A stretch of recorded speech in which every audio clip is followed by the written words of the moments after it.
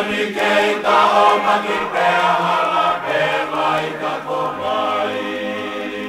He fue kafani keita omaki peahala pelaita komai. Kapumo e hala turi komohama akuku kakato. Ahawaya hei kaito pea moe omo hangata.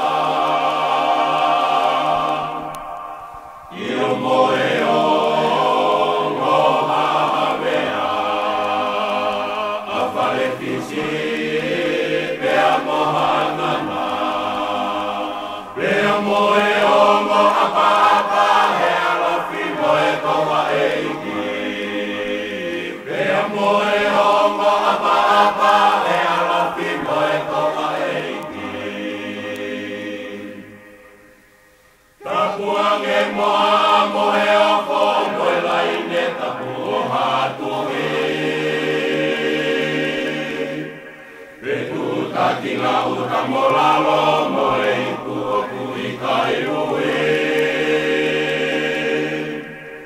Tapu moe kawa hei panai. Ke ata e kutalata e whai. E fue kawhani kei tau maki pea hala pe laika kohai. E fue kawhani kei tau maki pea hala pe laika kohai. Tapu moe hala turi komohama apuku o kakato. Ahawaya hei kaito pea moe homo hangata. Io moe homo hawea. Afarefisi pea mohangana. Pea moe homo apa he alofi moe toa eiki. Pea moe homo apa he alofi moe toa eiki. Kokato moe toa eiki. He aho koe he ke tau mikia. Koe aho e tala e monuhia. Kohai e ke kohai e opo. I e whakauru mo e kuhi oho. Kohai koha e taito. I he anga ho tau whakakolo. I he anga ho tau whakakolo. O whai e se ni turi o e hau. Na e ni ua lai si tonga. Koe ata he kua whakalau. I se isa he ta kua mafoa. E vai tangata e vai te whine. He malu e konisi tūtone. Kori whiri ai pe he kakara. Ai la tupea moe pule anga. Alu e kuhanga o e no kota. Na e hau ai tui takawau. Koe angi e mounga lau lau. Upoe la a oe meri mo o ne hulungia e tau nofo. Tuhu he totonu e tau ilo pea o pupule pela o. Te kau koe i kai masani whanane kotu. I o tau kotu tahi. O kukei loro tonga ni ala ange awewe hei lala. He maha a oe o tukule anga pea whai ai e tau marawa. Ai tonga pei ngā ue makahe o kumatangi whakatau ala.